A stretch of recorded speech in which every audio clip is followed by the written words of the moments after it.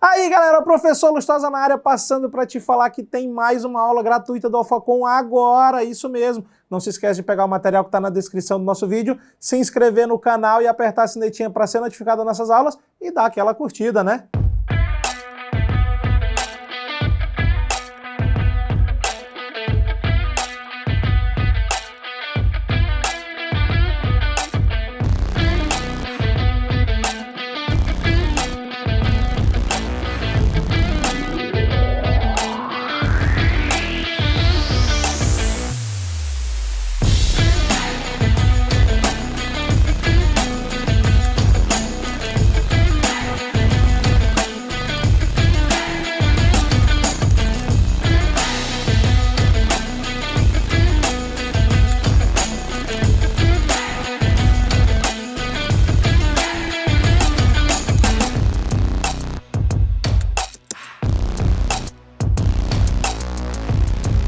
Entidades administrativas, beleza?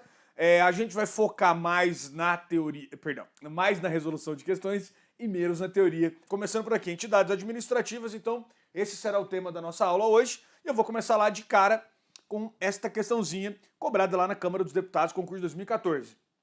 As autarquias só podem ser criadas por lei. As autarquias só podem ser criadas por lei. Aqui eu vejo alguns alunos, né, com alguns bisuzinhos do tipo assim, se aparecer somente, só, aí você já pode marcar errado. O aluno ele não se preocupa com entender a matéria, né? Às vezes ele quer se preocupar com algum bizu. Tem esse bizuzinho, serve para algumas questões, mas não é sempre. De fato, as autarquias só podem ser criadas por lei. Aqui eu vou resgatar aquela parte teórica que a gente tratou a respeito da organização administrativa. Eu devo me lembrar que existem duas administrações, a direta e a indireta. As autarquias fazem parte da administração indireta. Para que elas surjam, para que surja uma autarquia, é necessário que um ente federado, MEDO, municípios, estados, DF e União, crie, né, resolva criar esta entidade administrativa da administração indireta. Então na direta eu tenho o meu MEDO, na indireta eu tenho o meu FASE. Na direta eu tenho lá os entes federados, pessoas políticas, e lá na indireta eu tenho as entidades administrativas. E aí eu devo lembrar, o ente federado, para criar qualquer entidade administrativa, ele deve editar uma lei, obrigatoriamente. Não é possível a criação de uma entidade administrativa sem que haja a edição de uma lei. Aqui eu vejo muito errinho dos alunos nessa ideia. A autarquia depende de lei. Opa, pera lá. Todas as entidades administrativas dependem de lei para existir. Só que, no caso das autarquias, vou citar o artigo e o inciso, tá? Artigo 37, inciso 19 da Constituição Federal, tá lá escrito que a autarquia será criada por lei. Ao passo que as demais entidades administrativas dependem de lei autorizando a sua criação. Essa é a diferença. Todas elas dependem de lei e no caso da autarquia, ela só pode ser criada por lei. Já apareceu em concurso desta banca, inclusive, da banca CESP-NB, dizendo o seguinte, que a organização interna das autarquias poderia ser tratada por meio de decreto. Tranquilo, sem problema algum. Agora, a criação jamais. Jamais haverá a criação de autarquia por meio de decreto. Criação somente por meio de lei, como trouxe a questão. Questão, eu diria, no nível fácil, tá? Eu diria fácil. Questãozinha bem tranquila. É aquela primeira coisa que a gente olha a respeito de autarquia aqui, quando a gente trata delas. Vamos avançar aqui. Questão de número 2, surgindo aí no seu monitor. ICMBio, que eu acho muito legal, né? Pega umas questões mais antigas, aí você olha 2022, teve concurso para ICMBio. Aí você compara. Cara, é tudo a mesma coisa. Direito administrativo não muda faz muito tempo. O que muda? Legislação, né? Algumas leis específicas, mas a teoria não muda nada. Mas vamos lá. As autarquias integram a administração indireta. Ok até aqui. E por isso não possuem patrimônio. Opa, pera lá, né? Não possuem patrimônio, vamos marcar já errado de cara. O que a gente deve lembrar? Quando nós olhamos para alguém na administração pública, eu olhei para um prédio público qualquer, normalmente, quando a gente é leigo, a gente fala assim, eu fui num determinado órgão público. Tudo que é público, a gente costuma chamar de órgão público. A própria mídia faz isso. Quando a gente estuda para concursos, a gente tem que diferenciar muito bem. Por quê? Porque as questões vão cobrar isso da gente. E a diferença principal entre pessoa jurídica e órgão está na responsabilidade. A ideia de responsabilidade traz uma ideia de direitos e obrigações. Uma pessoa jurídica, ela possui patrimônio. Eu diria mais, as pessoas possuem patrimônio, né? Você, pessoa física, deve ter um patrimônio. Por mais diminuto que ele seja, a roupa do seu corpo, você possui patrimônio. Então, quando eu digo alguém é pessoa jurídica, eu estou dizendo que esse alguém, além de ser responsável, ele também possui patrimônio. No caso das autarquias, como é que funciona? De onde surge esse patrimônio inicial? Nós temos a seguinte situação. O ente federado criador, ele vai transferir o seu patrimônio para a autarquia. Ele literalmente dá. O patrimônio agora passa a ser da autarquia. Vamos pegar o exemplo aqui da mais famosa, né? Que a gente teve um concurso bem recente, INSS. A União, ente federado, resolveu criar a autarquia INSS.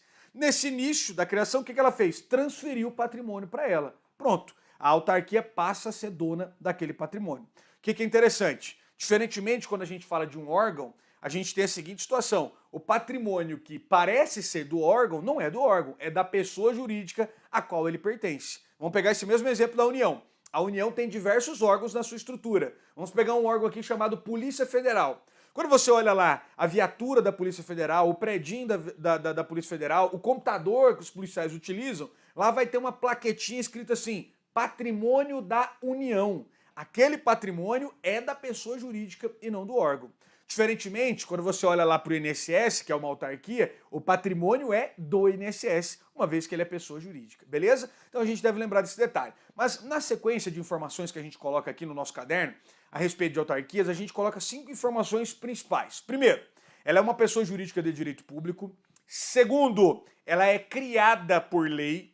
Terceiro, ela é criada para desempenhar atividades típicas de Estado. Quarto, ela possui autonomia. E quinto, ela possui patrimônio. Se você assistiu alguma aula teórica minha, certamente você viu esta sequência. É assim que a gente trabalha nas aulas teóricas, beleza? Questãozinha também, tá? Nível fácil. Questão de número 3. As entidades administrativas, grifei. Então, quando falou entidades administrativas, você tem que lembrar aqui do nosso FASE. Fundações, autarquias, sociedade de economia mista e empresa pública. Como as autarquias, são pessoas jurídicas de direito público interno, detentoras de autonomia política e financeira e de autorregulação. Opa, aqui a gente tem um problema, né? Autonomia política. Então a gente colocou a seguinte ideia. A autarquia, ela possui autonomia. Que autonomia é essa? Essa autonomia tem aparecido em várias bancas, aí não é só a banca CESP-NB, mas eu diria que ela puxou a fila para isso, como liberdade. Autonomia administrativa é a mesma coisa que liberdade administrativa. Então é muito comum falar assim, a autarquia possui autonomia, certo ou errado? Certo, ela tem autonomia, se não falou qual, mas generalizou, ela tem sim autonomia. Agora, quando a banca coloca várias palavrinhas, eu tenho que tomar cuidado com esta palavra, política. O que significa autonomia política? Significa capacidade de criar leis. Quem que tem essa capacidade? Somente os entes federados. Então os entes federados possuem autonomia política. Quem deu autonomia política a eles? A Constituição Federal. A nossa Constituição, então, promoveu um processo de descentralização política.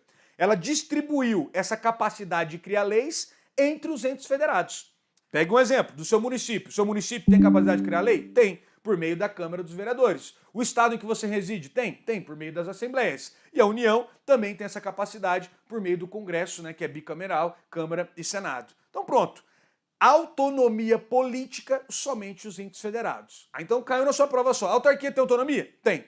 Se ele quiser detalhar, ele pode detalhar. Autonomia administrativa, financeira, orçamentária, contábil, blá blá blá. Beleza. O que não pode aparecer lá? Política. Tudo bem? Só para fechar ainda a respeito da autonomia política. Além de significar capacidade de criar lei, também significa capacidade de autorregulação. Significa dizer que quem tem autonomia política pode criar suas próprias constituições. No caso dos municípios, nós não chamamos de Constituição, nós chamamos de lei orgânica. No caso dos estados, a gente chama de constituições estaduais. Beleza? Tranquilo também. Voltando para lá então. Questão de número 3, então, falou autonomia política. Errada, errada, bonitinha. Vamos avançar. Olha lá. Questão de número 4 aí surgindo no seu monitor. O âmbito federal No âmbito federal, as autarquias são entes da administração indireta. Vai grifando aqui comigo, ó. Entes da administração indireta. Ok, tá ok essa informação. Então eu continuo lendo. Dotados de personalidade jurídica própria. Significa dizer o quê? As autarquias são pessoas jurídicas. Ok. E criados por lei. Opa, ok. Aí eu continuo lendo. Para executar atividades típicas da administração. Eita, ok. Essas entidades sujeitam-se à supervisão ministerial, mas não se subordinam hierarquicamente ao ministério correspondente. Top! Quando você não encontra erro nenhum, o que você tem que marcar na questão? Correto. Mas perceba você que é mais difícil a gente marcar correto. Normalmente é mais fácil a gente marcar as questões erradas. Por quê? Porque os erros saltam aos olhos. Normalmente uma questão que está correta você acaba lendo mais uma vez. Então quanto mais você treinar, melhor você vai ficar nisso. Mas vamos só pegar esses detalhes aqui. Ó, a administração direta, então, ela exerce controle sobre a administração indireta. Essa é a ideia que a gente tem. O nome desse controle, ele já falou ali, supervisão ministerial, mas também pode ser chamado de tutela, também pode ser chamado de controle ministerial ou secretarial, conforme for o ente federado, beleza? E de fato, entre essas duas administrações, não há que se falar em hierarquia. O que existe entre elas é uma relação de vinculação, o que permite o ente federado da administração direta controlar a indireta. O que é importante a gente ter em mente em relação a esse controle? Foi uma questão que apareceu aí, por exemplo, apareceu na prova da PC de Rondônia, a respeito desse controle. A administração direta, então, controla a indireta. Lembre-se, quem cria a indireta é a direta, e ela precisa editar uma lei. Quer seja a lei criando a entidade, que é o caso das autarquias, quer seja a lei autorizando a criação das entidades. Esta lei também vai estabelecer o controle, como vai funcionar o controle da administração direta sobre a indireta. Por que esse controle é chamado de controle ministerial? Porque a União ela vai atuar por meio dos seus órgãos e dos seus agentes. Então pense lá, União, vamos pegar o Poder Executivo como referência. Presidência da República é o órgão máximo do Poder Executivo. Abaixo eu tenho os ministérios. E hoje, salvo engano, são 36, né? Esse número é grande. Cada ministério vai estar controlando uma série de entidades administrativas com as quais a atividade dela guarda relação com a do Ministério. Vamos explicar melhor isso aqui. Então nós temos lá a administração direta, eu exemplifiquei como sendo a União. Quando eu olho para dentro dela, eu vejo sua estrutura organizacional. Peguei uma microestrutura aqui, coloquei, por exemplo, presidência e coloquei aqui 2 ministérios, Ministério da Educação e Ministério da Previdência, beleza? E aí coloquei 2 autarquias aqui ao lado, o INSS e a UTF-PR. Então tá lá. Essas 2 entidades, a gente já viu, são pessoas jurídicas, foram criadas por meio de lei. E a atividade que elas desempenham são atividades típicas de Estado. Significa dizer o quê? É uma atividade que o ente federado poderia desempenhar. O ente federado resolveu transferir o serviço para ela, mas ele vai exercer controle finalístico, tutela, por meio da lei, né? A lei vai dizer qual é o controle, como vai funcionar esse controle. E esse controle finalístico, qual é o nome dele, né? Finalístico. Ele tem a ideia de finalidade. O ente federado vai verificar, opa, a entidade que eu criei está cumprindo com as finalidades para a qual foi criada, que está prevista em lei. E aí, esse foi o tema cobrado na prova da PC de Rondônia 2022. O que dizia lá a questão, então? Que quando o ente federado cria a entidade, ele cria ela para uma determinada atividade específica. Então a gente tinha lá princípio da especialidade. Simples assim, sem grandes mistérios, tá? Agora, esse controle, então, eu vou pensar aqui, quem que vai exercer controle sobre o INSS? Ministério da Saúde? Ministério da Educação? Não, Ministério da Previdência. Quem que vai exercer controle sobre a universidade? Ministério da Educação. Daí a doutrina passou a chamar, então, esse controle também de controle ministerial ou supervisão ministerial, como tá aqui descrito na questão, né? Elas sujeitam-se à supervisão ministerial, mas não se subordinam hierarquicamente ao ministério correspondente. Correta questão. Questão bem tranquila também, nível fácil pra gente, tá? Vamos avançar. Questão de número 5 surgindo no seu monitor. Olha lá. Embora as autarquias não estejam hierarquicamente subordinadas à administração pública direta, seus bens são impenhoráveis e seus servidores estão sujeitos à vedação de acumulação de cargos e funções públicas. Correto também, tá? A respeito dos bens, sem aprofundar demais, o bem de uma pessoa jurídica de direito público é um bem público. E um bem público, ele possui características especiais, vamos colocar assim. Eles são impenhoráveis, eles são imprescritíveis, e eles são também inalienáveis, como regra, tá? Existe exceção para alienação, como é o caso do leilão, bens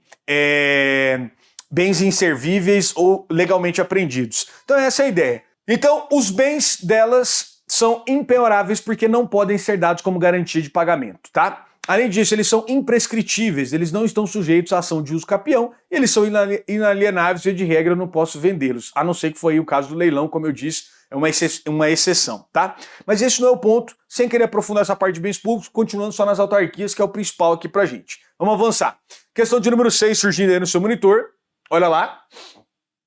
O instrumento adequado para a criação de autarquia é o decreto. Bom, você leu isso aqui, você já marca errado, né? O que cria uma autarquia é a lei. Se ele citar qualquer outra coisa que não seja lei, você já pode marcar errado. Às vezes, eles citam o seguinte: um instrumento editado pelo chefe do executivo. Opa, se é um instrumento editado, né, um instrumento legal, vamos colocar assim, editado pelo chefe do executivo, não é lei. E aí, você tem que marcar a questão errada também, beleza? Então, questão errada. Vamos lá avançar. Questão de número 7, para a gente acelerar aqui e ganhar ritmo. Em virtude do princípio da reserva legal, a criação dos entes integrantes da administração indireta depende de lei específica. Foi isso que a gente falou agora há pouco, né? Então tá aqui, ó, a administração direta. E aí, o que a gente tem que lembrar aqui? Princípio da reserva legal. Foi cobrado na prova da PF de 2018 também, né? Reserva legal tá dizendo o seguinte: o tema é criação de entidade. Criação de entidade. Beleza. Pelo qual instrumento eu vou tratar, por qual instrumento eu vou tratar desse assunto? A Constituição obriga que este assunto, criação de entidade administrativa, seja tratado por meio de lei. É daí que vem o princípio da reserva legal. Neste artigo e inciso ainda, vale a pena você continuar lendo ele no final, você vai ver que tem a seguinte passagem. Cabendo, neste último caso, ele cita o caso das fundações, a lei complementar definir as áreas de sua atuação. Ou seja, para definir as áreas de atuação de uma determinada fundação pública, é necessária a criação, a edição de uma lei complementar. Então, o assunto, áreas de atuação de uma determinada fundação, só pode ser tratado por lei. Também está sujeito, então, ao princípio da reserva legal. É isso que quer dizer esse princípio, tudo bem? Bem tranquilo, bem batida essa parte também na banca CESP-NB em relação aí à criação de entidades, princípio da reserva legal, a gente fala bastante dele. Então, de fato, depende de lei específica, correta a nossa questão. Vamos avançar aqui para a questão de número 8. Olha lá, agora a gente vai ganhar ritmo, agora que está funcionando. A administração direta é constituída de órgãos. Esta é uma construção que aparece muito em prova. Citar que a direta tem órgãos. Nesse tipo de questão vai dizer que na indireta nós temos pessoas jurídicas. Então olha lá, ao passo que a indireta é composta por entidades, ou seja, pessoas jurídicas. Por que às vezes os alunos fazem confusão com isso aqui? Porque de fato nós temos lá na Lei 9784 a seguinte afirmação: os órgãos públicos, eles integram as pessoas jurídicas da administração direta e da indireta. Beleza, é isso que diz essa lei. Mas a doutrina trabalha com esse tipo de linguagem, de que na direta eu tenho órgãos. Ah, mas eu não tenho pessoa jurídica na direta? Eu tenho também. Os entes federados são pessoas jurídicas. Mas é usual, é isso que eu quero que você entenda. É usual pela doutrina usar essa expressão. Na direta eu tenho órgãos e na indireta eu tenho pessoas jurídicas. Simples assim. Já compreendeu? Você vai fazer a leitura e vai entender o que a questão está dizendo. Então tá lá. A direta é constituída de órgãos, ao passo que a indireta é composta por entidades dotadas de personalidade jurídica própria, de fato, como as autarquias. Tranquilo. Que são destinadas a executar serviços públicos de natureza social e atividades administrativas. Corretíssima questão. Essa questão também caiu na prova da PF de 2018, tá? Vamos avançar aqui. Continuando. Questão de número 9. A autarquia é uma entidade dotada de personalidade jurídica própria com autonomia administrativa e financeira. Tranquilo. Aí ele continua. Não sendo possível que a lei institua mecanismos de controle da entidade pelo ente federativo que a criou. Não sendo possível, não, né? É possível sim. E esse controle você já viu agora há pouco, né? É o controle finalístico, também chamado de tutela, também chamado de supervisão ministerial. Supervisão ministerial. Então, a autarquia, assim como todas as entidades administrativas, sofre controle. Qual é o controle? Controle finalístico, controle ministerial, por isso a questão está errada. Vamos avançar. Questão de número 10. As autarquias são pessoas jurídicas criadas por lei. Então, primeiro ponto, a autarquia é pessoa jurídica e ela é criada por lei. Tranquilo. E possuem liberdade administrativa. Meu Deus, o aluno volta para mim de uma prova e fala, Pris, eu não tive coragem de marcar, né? Porque ele não trouxe a palavra autonomia. Então já coloca no seu caderno. Autonomia é sinônimo de liberdade, tá? É sinônimo de liberdade. A banca CESP-NB usou várias vezes aí recentemente a palavra liberdade ao invés de autonomia. Então tá lá. E possuem liberdade administrativa, não sendo subordinada a órgãos estatais. De fato, ela não está subordinada. Ela está o quê? Vinculada. A autarquia não está subordinada, ela está vinculada. Mas ela pode ser controlada? Pode, a gente acabou de ver, controle finalístico, tutela. Avançando, vamos lá. Saindo das autarquias, entrando nas fundações públicas. Fundação é um tema muito, mas muito interessante. Por quê? Porque a grande maioria dos alunos não entende. E aí a banca falou, opa, vamos entrar uma questãozinha aqui para ver como é que é, né? Olha lá. Fundação pública, a fundação pública de direito privado tem sua instituição autorizada por lei específica. Sem nenhum grilo até aqui. Cabendo à lei complementar definir as áreas de sua atuação. Fechou. É o que está lá no artigo 37, inciso 19 da CF. Eu vou parar aqui e respirar um minuto para você abrir o artigo 37 e 19. Isso aqui é leitura de cabeceira. Isso aqui você tem que saber decorado, de tanto que ele é cobrado, tá? Mas, Aprígio, a fundação pública, por que ele falou de direito privado? Existe uma outra? Existe. Quando a gente fala em fundação pública, primeira coisa que eu devo me lembrar é que ela pode ser chamada de fundação governamental. Tá? Por quê? Porque eu tenho fundações privadas e eu tenho fundações governamentais, fundações públicas. Agora, vamos lá. A fundação pública, segundo a Constituição Federal, ela é pessoa jurídica de direito privado.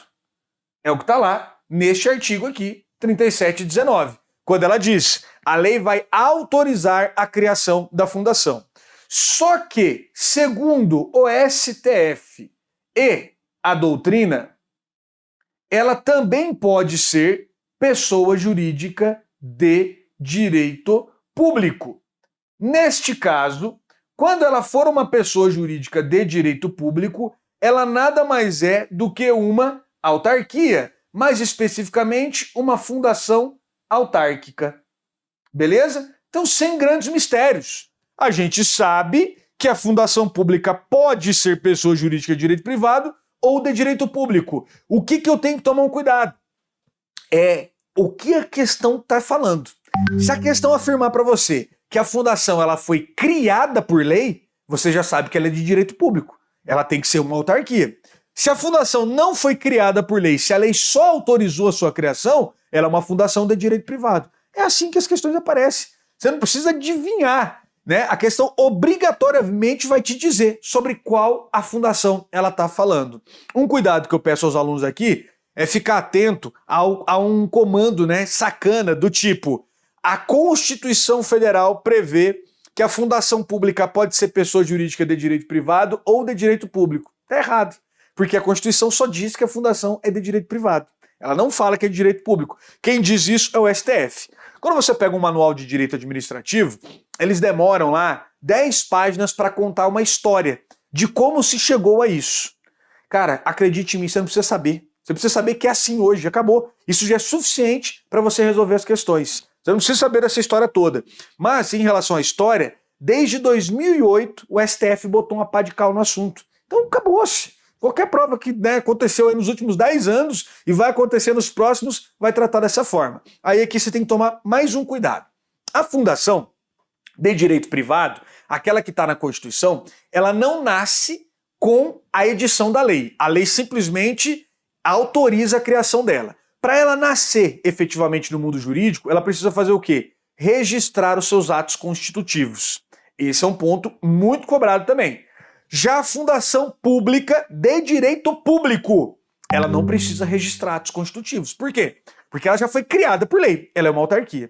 Esse é o ajuste que você tem que tomar cuidado, tá? Aí, para fechar, terceiro ponto.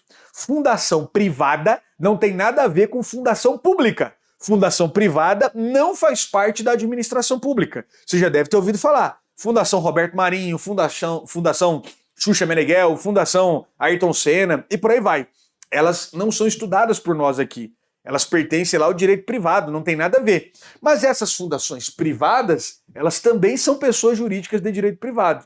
E aí aqui vale a pena a gente resgatar aquela ideia. As pessoas jurídicas, ou elas são de direito público, ou elas são de direito privado. Como é que você distingue uma da outra? Perguntando como ela nasceu. Se a resposta for, a pessoa jurídica foi criada por lei, fatalmente ela é uma pessoa jurídica de direito público. Se a resposta for, ela não foi criada por lei, ela é uma pessoa jurídica de direito privado. Mas essa última afirmação não responde a pergunta ainda. Como é criada uma pessoa jurídica de direito privado? Após o registro dos seus atos constitutivos. O Alfacom, por exemplo, é uma pessoa jurídica de direito privado.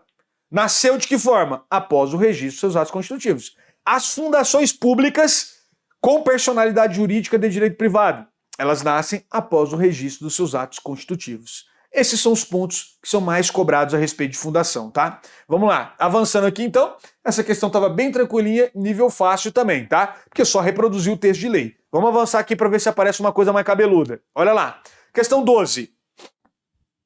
As fundações governamentais, opa, leia, fundação governamental é sinônimo de fundação pública. De direito público, eita, já falou para mim que é de direito público. Então eu não preciso adivinhar. Ele falou, é uma fundação pública de direito público. Essa aqui eu já sei que é o quê? Uma autarquia. Aí ele continua.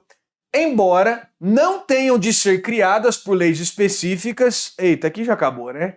Não tenham de ser criadas por lei específica? Ela não tem que ser criada por lei? Opa, se ela é de direito público, meu amigo, obrigatoriamente ela tem que ser criada por lei específica. Errada a questão. A gente já discutiu isso na parte teórica agora, então só avançando. Vamos lá para a questão de número 13.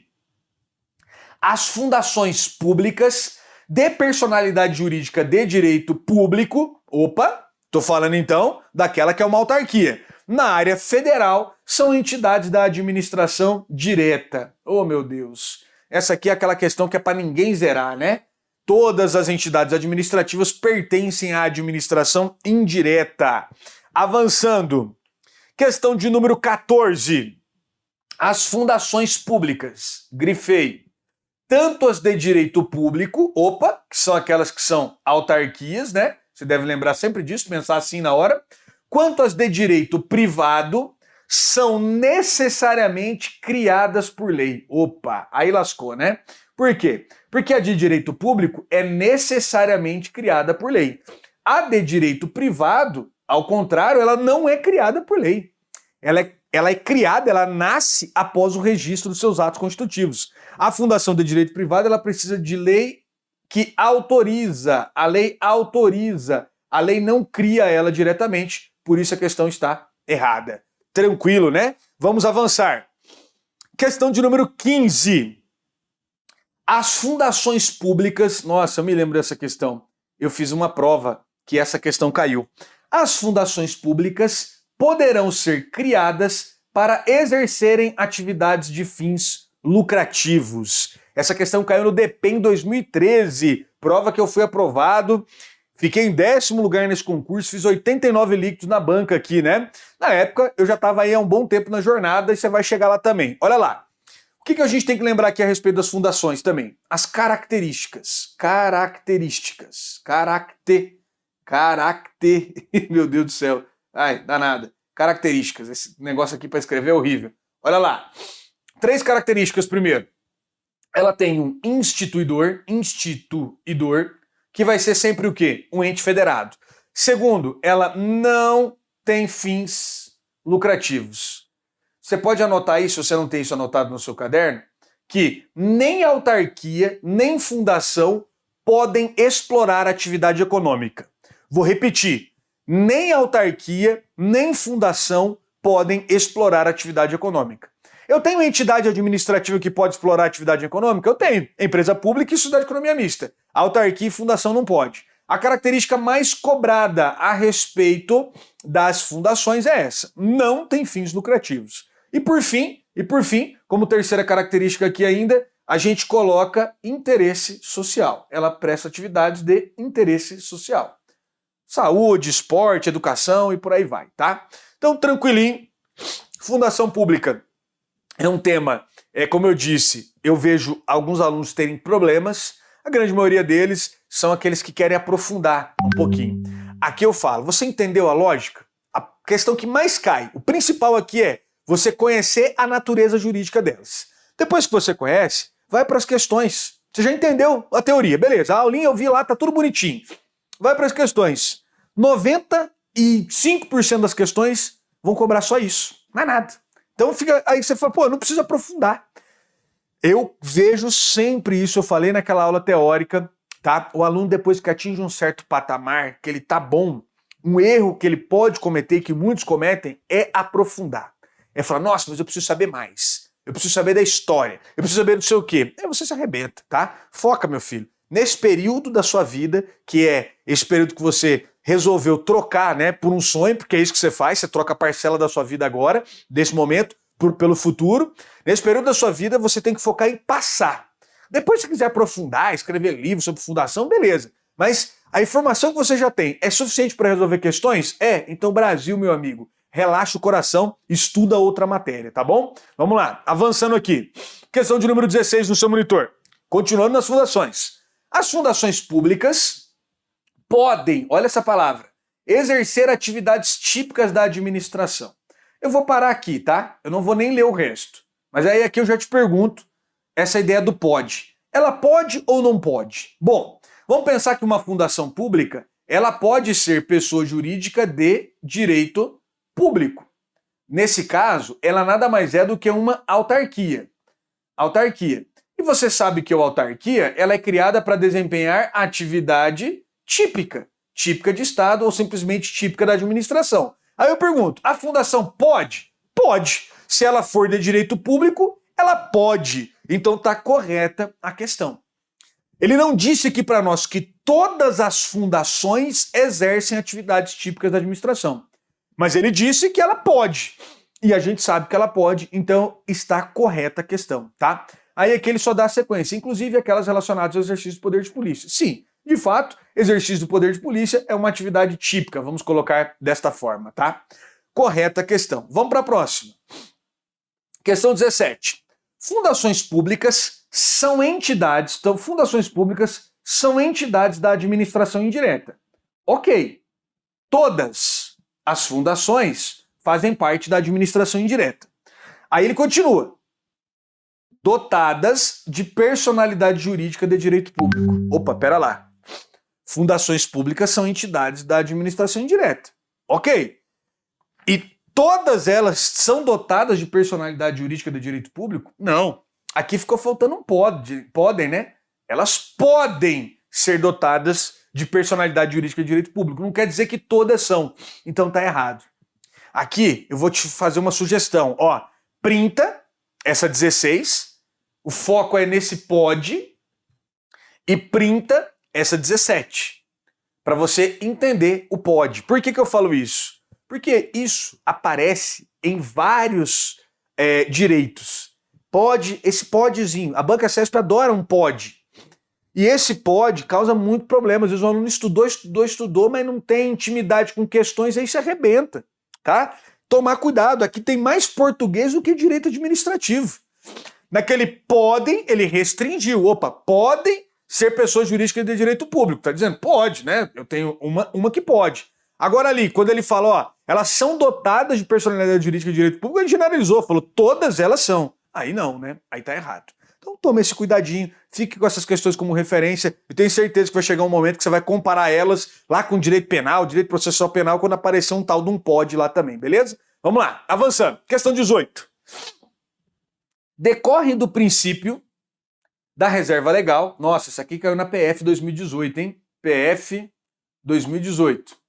Decorre do princípio da reserva legal a exigência de que as entidades da administração indireta sejam criadas ou autorizadas por leis específicas. De fato, reserva legal. O assunto criação de entidade está reservado à lei, beleza? É uma lei específica, a gente acabou de tratar disso em questões anteriores. Aí ele continua falando da reserva legal.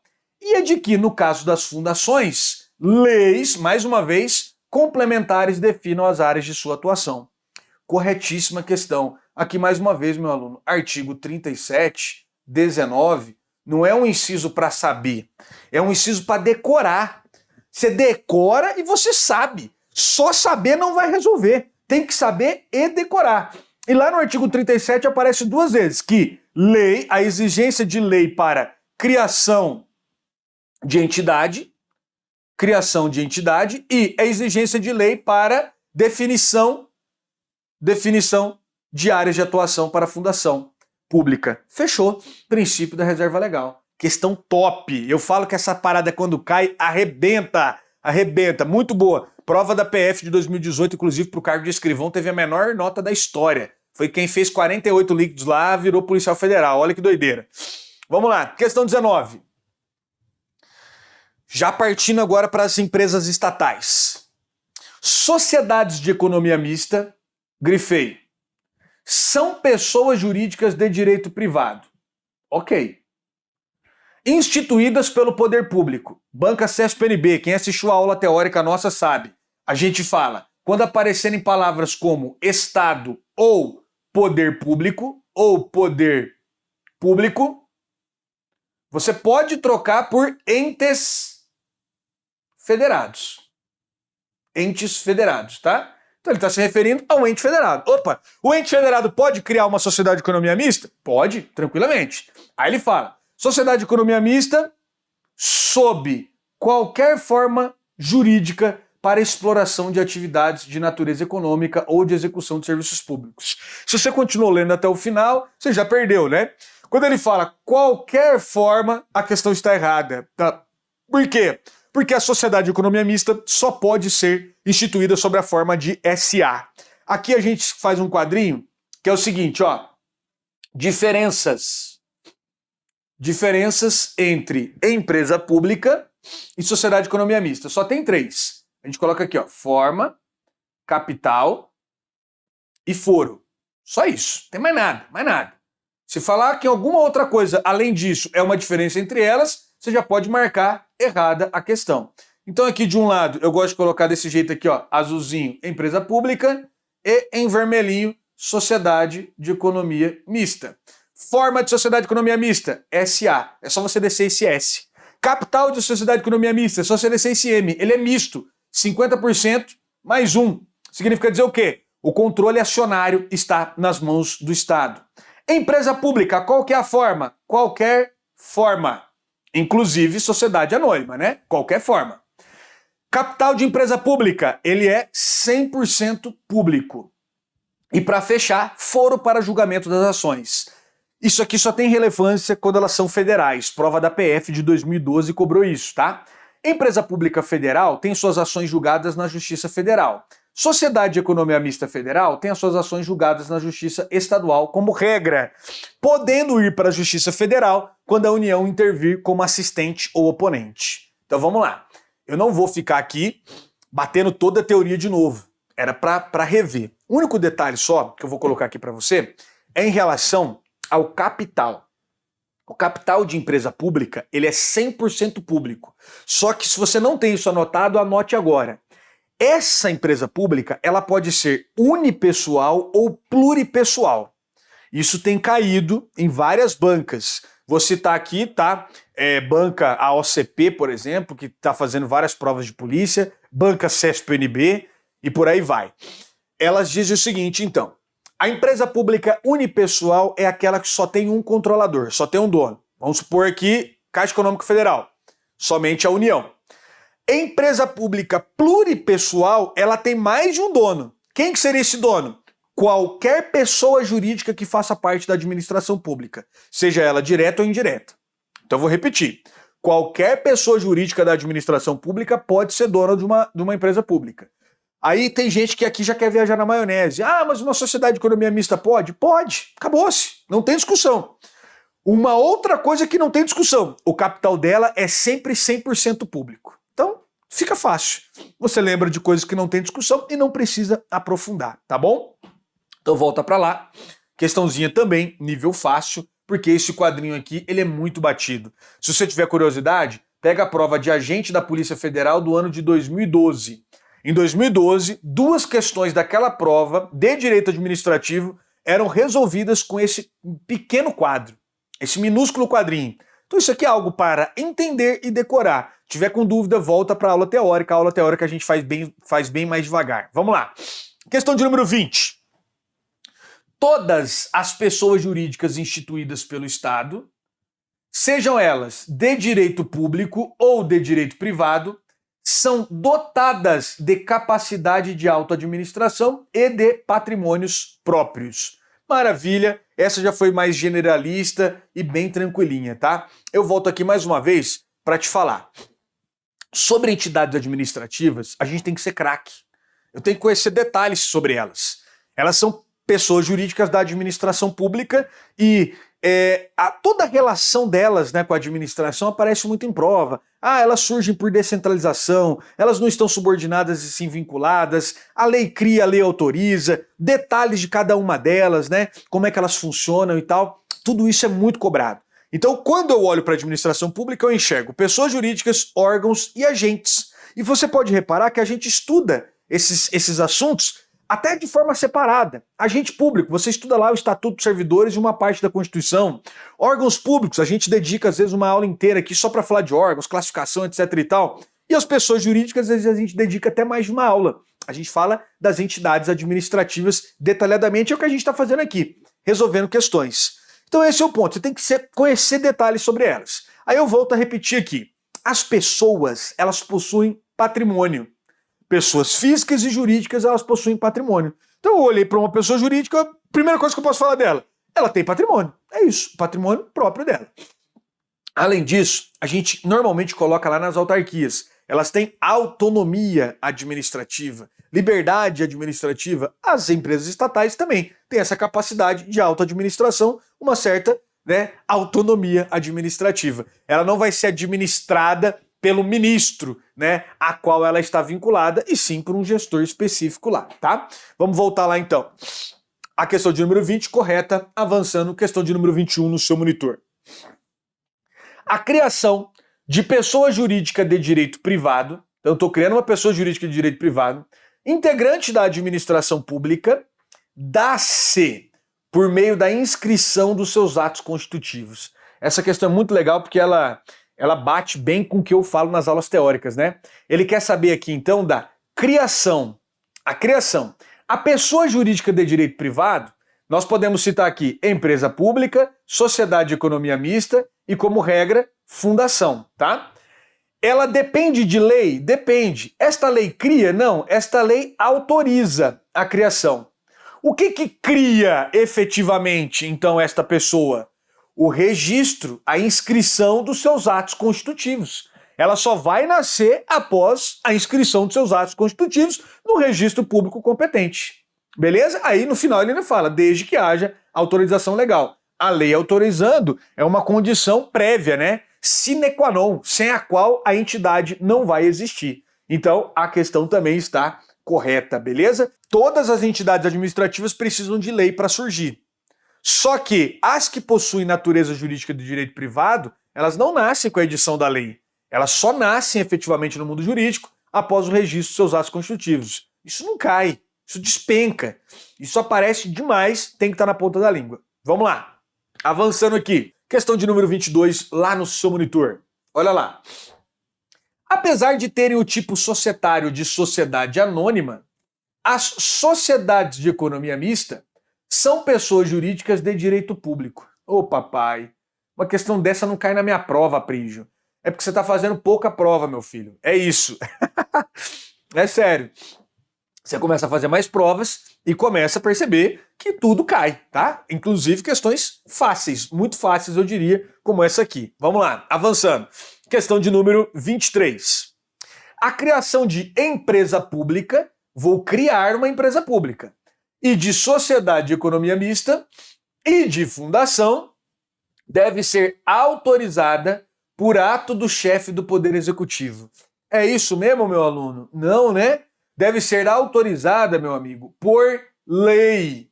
Qualquer coisa que ele falar que não seja lei, você já pode ir lá e marcar errado, tá? Todas as entidades administrativas dependem de lei para existir. Avançando. Questão de número 24 no seu monitor. Olha lá. A empresa pública difere da sociedade de economia mista. Aqui, ó, para a gente exercitar, já pensa assim, bom, difere. Só tem 3 diferenças. Forma, capital e foro. Se ele falar qualquer coisa além disso, a gente já marca errado. A empresa pública difere da sociedade de economia mista no que se refere à personalidade jurídica. Pronto, se eu já tinha decorado isso aqui, eu já marcaria errado. Acabou, mas vamos continuar lendo. Aquela é empresa estatal de direito privado e esta de direito público. Errado, né, meu aluno? Só tem 3 diferenças, forma, capital e foro.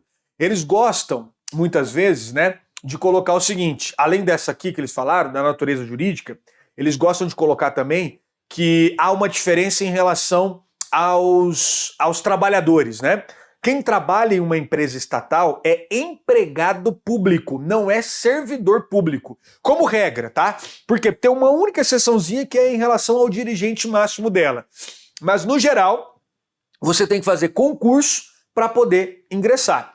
Então, eu sou empregado público. Lembrando, não vou aplicar aqui regras, por exemplo, como a regra de estabilidade. Mas, por outro lado, vou aplicar aqui uma regra de vedação à acumulação de cargos, empregos e funções. Para facilitar a tua vida, quando você estiver pensando nelas, pensa assim, tudo que tem de bom para o servidor não tem para o empregado público.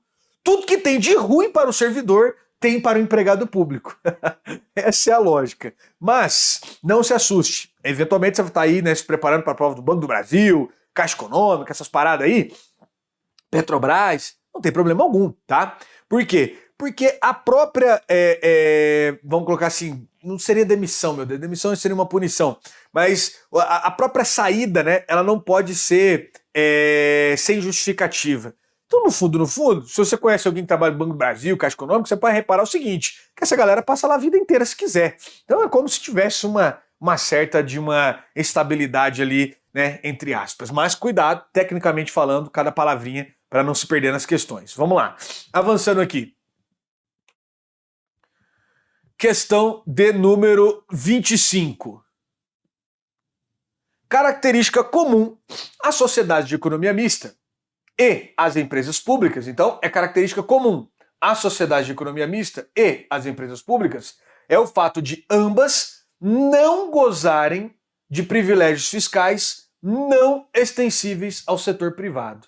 Top, isso aqui está lá no artigo 173 da CF e também aparece de vez em quando, tá? O que a gente tem que lembrar a respeito delas? Vamos primeiro falar do que elas têm em comum.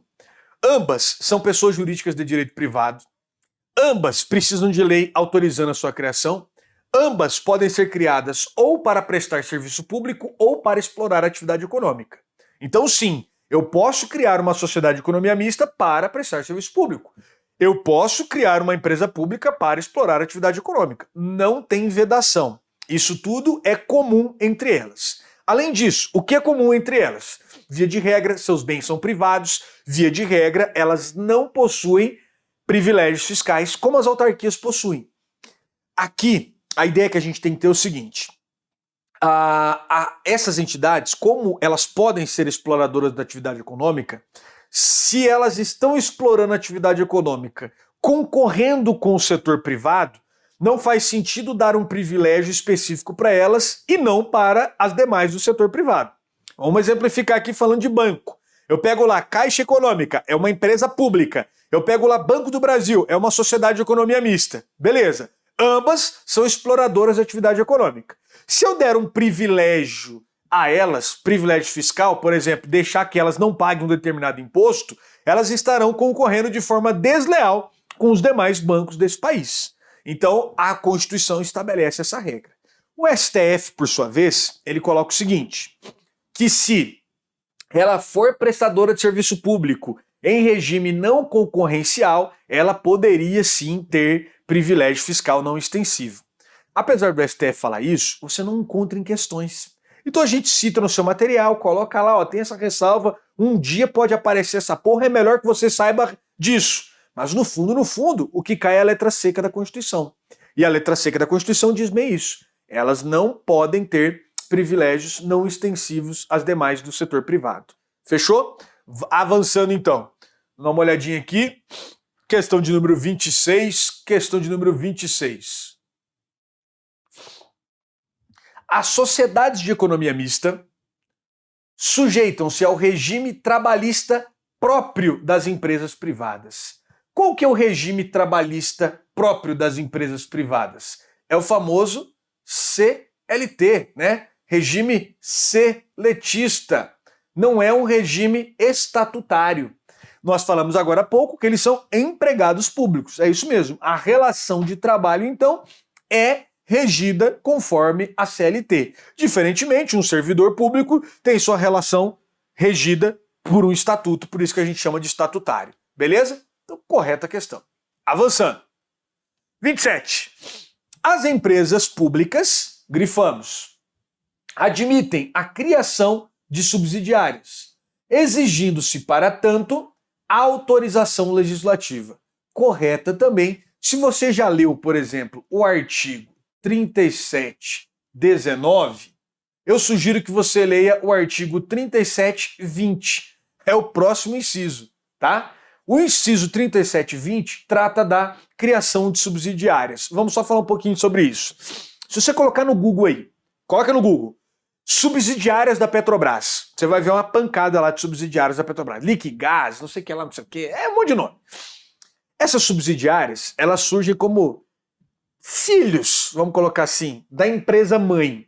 Algumas são criadas só para prestar um serviço para a mãe, é um rolo só, tem um monte de detalhe aqui. Mas só pense nisso. Eu tenho uma empresa principal, uma sociedade de economia mista ou uma empresa pública, e eu quero criar uma subsidiária. Já entendi, é uma que vai brotar dessa. Beleza. Esta subsidiária, ela precisa de nova lei autorizando a sua criação? Sim, é o que diz o artigo 37.20 da CF. Aqui também eu abro mais um parênteses, mais uma aspas, e digo o seguinte: o STF já se manifestou a respeito disso e trouxe uma exceção. Nunca vi cair a exceção, por isso que eu sempre falo, cara, tenha ela ali, saiba que ela existe, mas principalmente conheça a regra. Normalmente só tá caindo a regra, tá? Todas que eu tenho visto até então só caiu a regra. Não estou dizendo que nunca pode cair a exceção, porque pode, mas só tem aparecido a regra. Agora falarei da exceção. Segundo o STF, se a lei que criou a empresa principal, vou exemplificar, imagine que a lei que autorize a criação da empresa pública ou da sociedade de economia mista traga um dispositivo. Lá naquela lei que autorizou a criação, está dito o seguinte: está autorizada também a criação de subsidiários. Neste caso, não é necessária nova lei que autorize a criação da subsidiária. Deu para entender? Vamos desenhar essa porra. Olha só.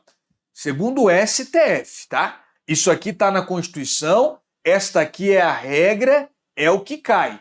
Mas segundo o STF, vamos imaginar, foi editada uma lei que autorizou a criação da empresa pública ou da sociedade de economia mista.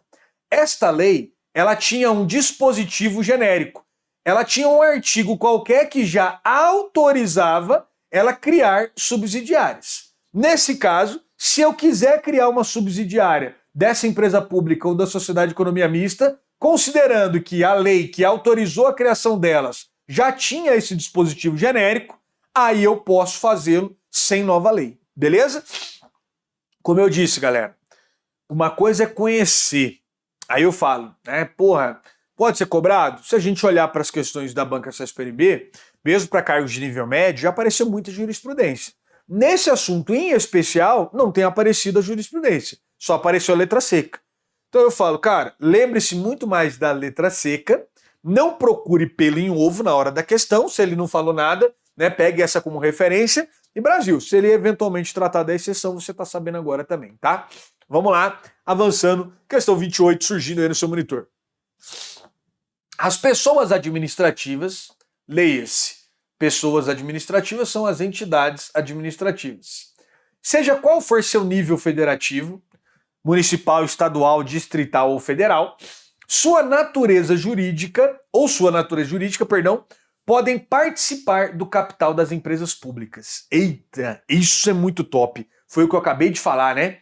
Empresa pública, como é formado o capital dela? O capital dela não tem erro. Ele é 100% público, ok? Agora, ela pode ser chamada de unipessoal ou pluripessoal. No caso da pluripessoal, a gente citou aqui, mais de um dono. Quem que pode ser dono? A gente anotou isso. Qualquer pessoa jurídica que faça parte da administração pública. Então, entidades administrativas são pessoas jurídicas que fazem parte da administração pública, elas podem participar do capital das empresas públicas. Só um cuidado que a gente tem que ter é com essa regra. O capital tem que ser 100% público, beleza? Nesse caso, se eu tenho mais de um dono, ela vai ser chamada de pluripessoal. Fechou? Avançando aqui, para dar tempo de ver todas, 29.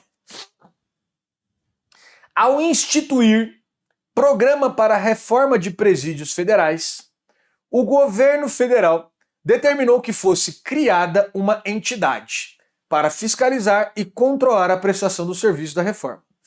Nessa situação, tal entidade, devido à sua finalidade e desde que criada mediante lei, criada por lei, você já sabe o que tem que ser, né? Constituirá uma agência executiva. Eita! Aqui a gente começa a dificultar, né? Questão obviamente errada. Por quê? Porque uma agência executiva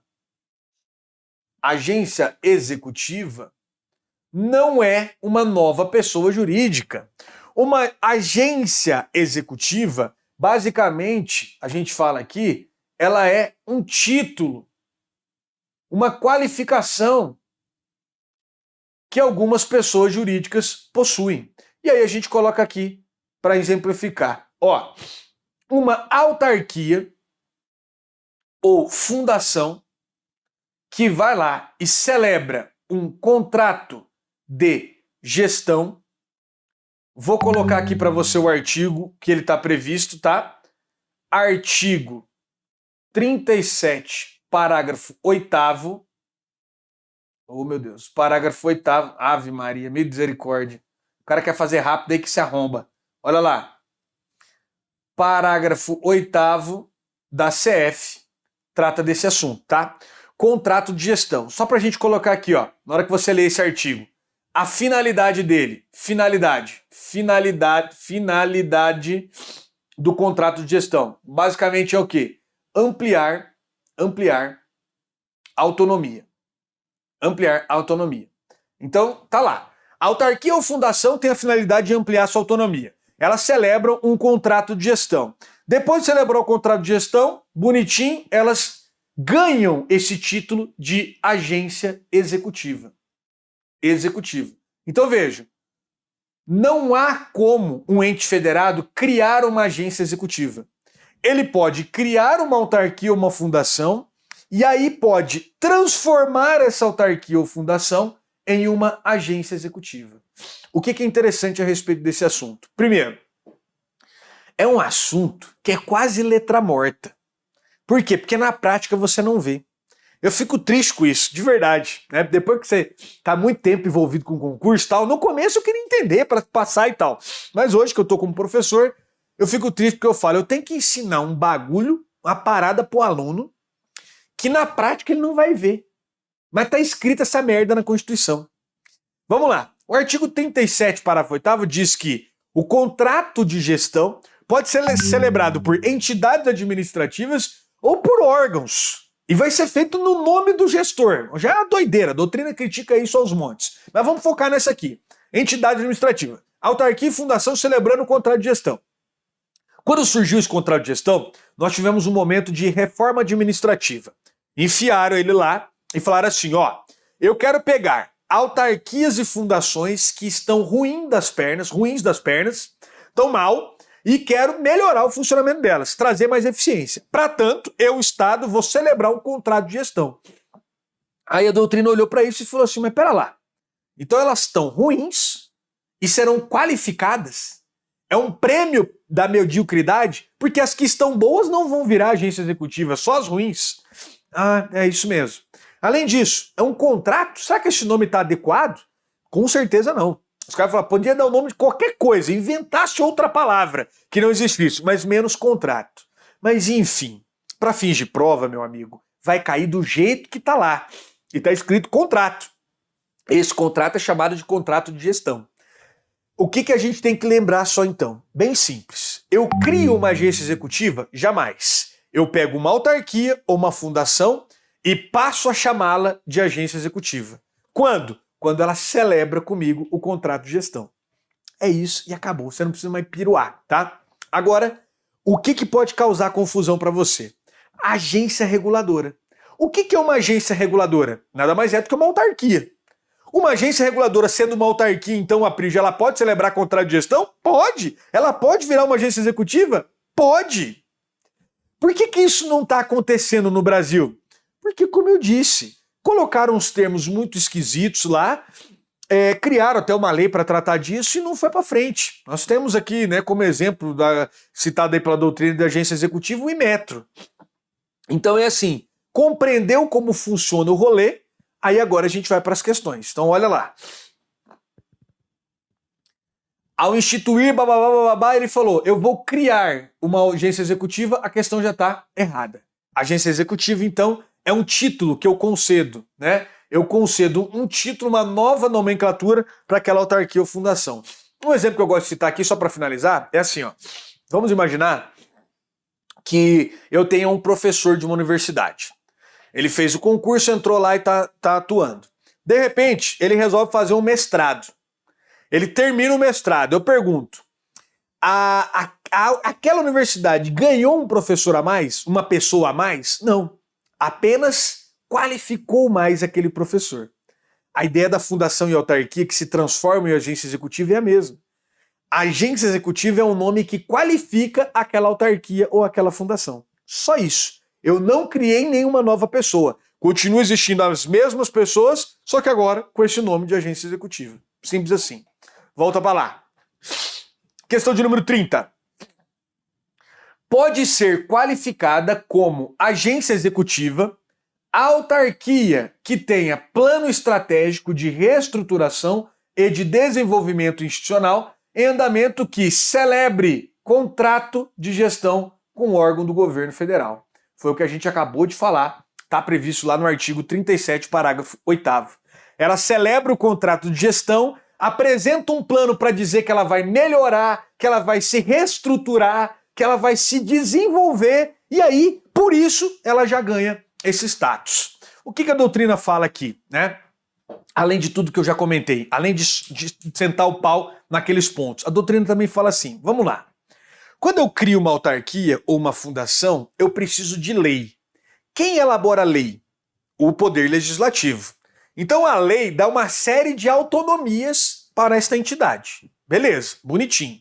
Agora, do nada, inventaram um tal de um contrato de gestão que vai ampliar a autonomia. Ou seja, esse troço chamado contrato de gestão vai dar mais do que a própria lei deu para a entidade. Aí a doutrina fala, pode isso, Arnaldo? Será isso possível? Então foram tantas críticas que o troço não foi para frente. A galera falou, cara, tá meio obscuro esse negócio aqui.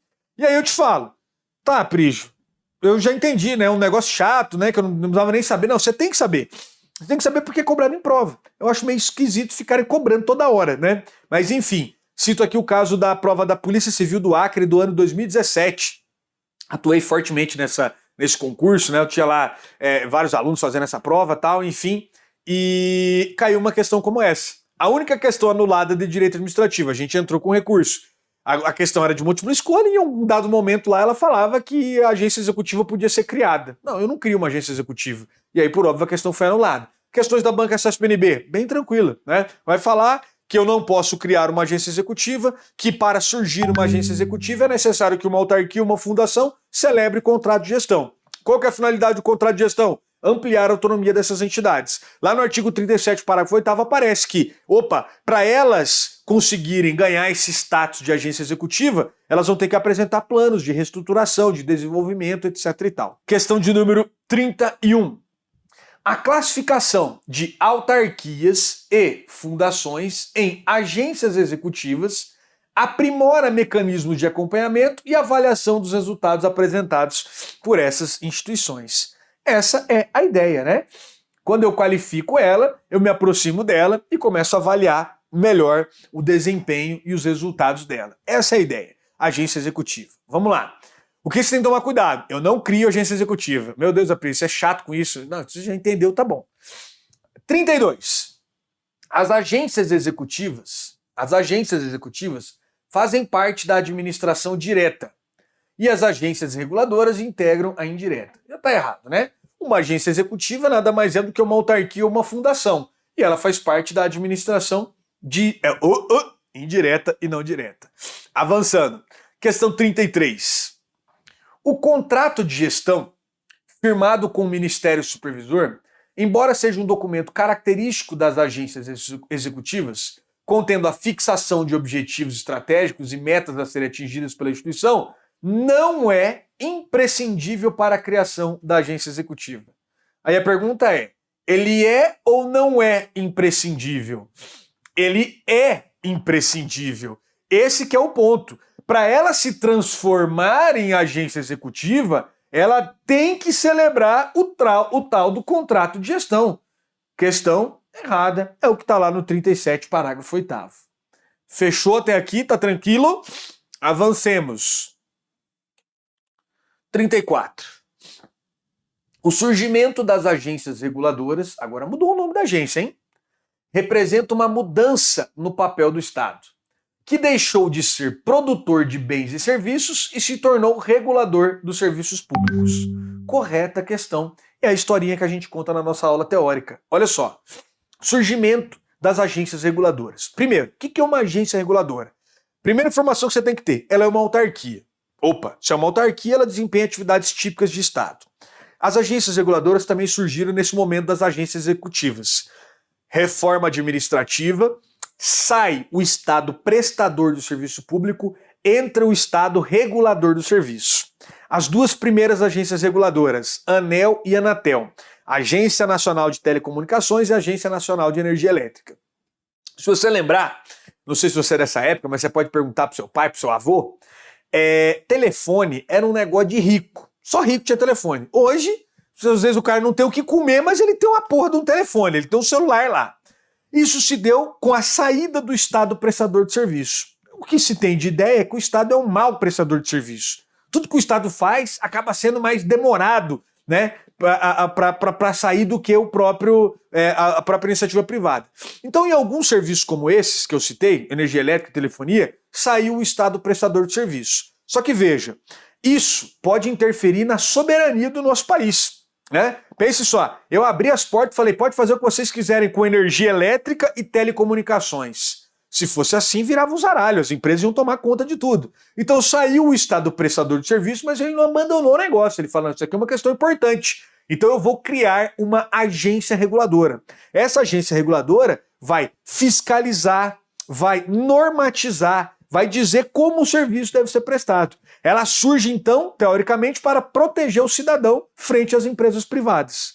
Esse foi, então, o marco aqui do surgimento das agências reguladoras. O que você deve saber? A agência reguladora, Prígio, só tem na União? Negativo. Eu tenho no âmbito dos estados e dos municípios também.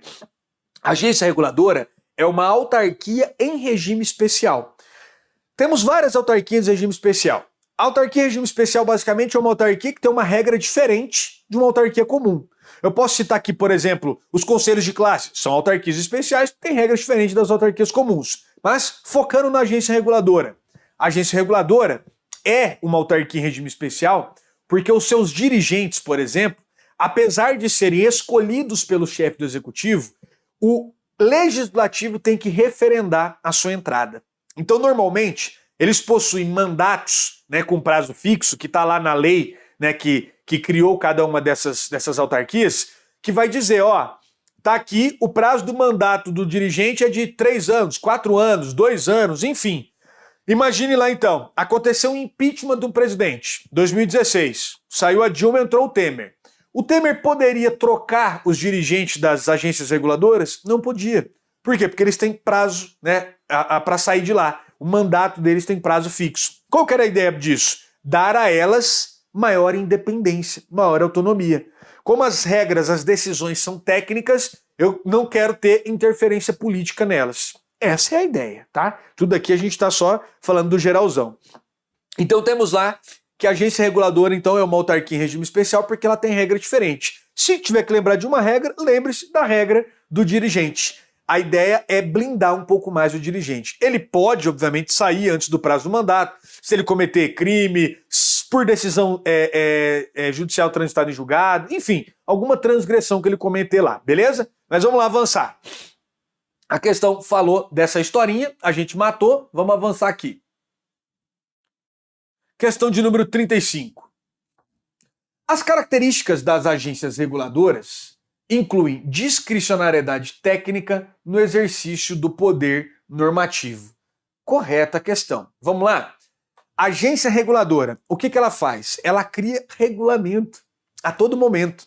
E aí, o que é interessante? A agência reguladora é uma autarquia. Aí cai na sua prova, ela tem autonomia? Tem. Ela tem autonomia política. Aí você volta a lembrar, opa, o que é autonomia política mesmo? Capacidade de criar lei. Tá certo isso, Aprígio? Claro que não, meu amigo. Você sabe que capacidade de criar lei só quem tem são os entes federados. As autarquias não têm essa capacidade. A agência reguladora, ela cria um regulamento. Esse regulamento não é lei. Ela obriga. Aqui a gente tem, né, o que a doutrina fala, um problema técnico, né? Porque no fundo, o regulamento que a agência reguladora cria, ele é tão grande, tão vasto, que ele é uma lei. E acabou. Aqui pode fazer um paralelo com as resoluções do CONTRAN. O CONTRAN, quem está lá criando resolução do CONTRAN, é o Poder Legislativo? Não é. É um grupo lá que se exploda. Tem que obedecer a resolução? Com certeza. Tem que obedecer o regulamento da agência reguladora? Com certeza. Então tem cara de lei essa porra? Tem cara de lei, mas não é lei. Porque formalmente não é feita pelo Poder Legislativo, tá? Mas esse é o ponto. As agências reguladoras, a grande maioria delas, surgiu com essa finalidade. Regulamentar, criar regulamentos, regular a prestação de determinado serviço. Depois nós tivemos algumas fases no Brasil, tivemos aqui algumas agências reguladoras que surgiram mais para fomentar, né, alguma determinada área, por exemplo, a Ancine, né? Ela fomenta o cinema, mas não quer dizer que ela não pode fiscalizar, etc e tal, e regulamentar também, beleza? Avançando aqui. Questão 36. As agências reguladoras são, em regra, autarquias sobre o regime especial. É isso aqui que mais cai, tá? Agência reguladora é autarquia especial. Aí ele continua. Criadas com a finalidade de disciplinar e controlar certas atividades econômicas. Sim, cada um na sua área, cada um no seu serviço. Vamos lá. Correta a questão também. Avançando, última questão. As agências reguladoras, autarquias em regime especial, com estabilidade e independência em relação ao ente que as criou, são responsáveis pela regulamentação, pelo controle e pela fiscalização de serviços públicos, atividades e bens transferidos ao setor privado. Essa questão está correta e muitos alunos, né, me mandaram já essa questão e outras, né, que falam de agência reguladora com dúvida na palavra independência. Sempre que aparecer independência, lembre-se de independência técnica. Aí você pode colocar assim, ó, não há independência em relação aos poderes executivo, legislativo e judiciário. Por óbvio, né? Não é um outro estado esse negócio, né? Lá na literatura administrativa vai aparecer, elas têm independência técnica. Pô, eu sou a Anatel. Quem tem de telecomunicação sou eu. Se você lembrar de um episódio não muito distante aí no passado, a Anatel estava editando um regulamento lá que ia arrebentar com o usuário do serviço. E aí a galera foi lá questionar, falou, seu Fela, você lembra que essa merda foi criada para proteger o cidadão e não as empresas? Se eu sou empresa, tiver que fazer lobby, com quem que eu vou fazer lobby? Com a agência, né? É isso. Mas enfim, tem concurso para fazer essas paradas todas, né? Tirando o dirigente, o resto faz concurso lá bonitinho.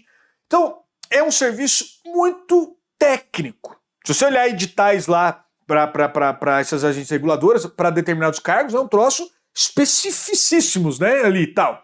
Então ela precisa de independência técnica. Só que muitas vezes quando aparece só essa palavra independência, o aluno fica com dúvida, tá? Mas a independência é quem, caceta? Se não falou nada, pense em independência técnica. Se ele quiser falar um pouquinho a mais, ele vai falar independência em relação ao ente federado criador. Pera lá, independência não, né? Ela tem vinculação. Afinal de contas, ela é só uma autarquia. É isso mesmo. Então, assim, independência técnica é isso que eu gostaria que você ficasse. E, obviamente, resolvesse mais questões que você vai encontrar mais vezes esse troço aqui também, tá bom? Aí, ó, gostou da aula? Então, não se esquece de dar aquela curtida, fazer um comentário pra gente saber o que você achou, se inscrever no canal para assistir a aula com quem mais aprova no Brasil. Isso mesmo. E o material tá aí na descrição do vídeo também, então pega esse material e vai estudar. Tamo junto!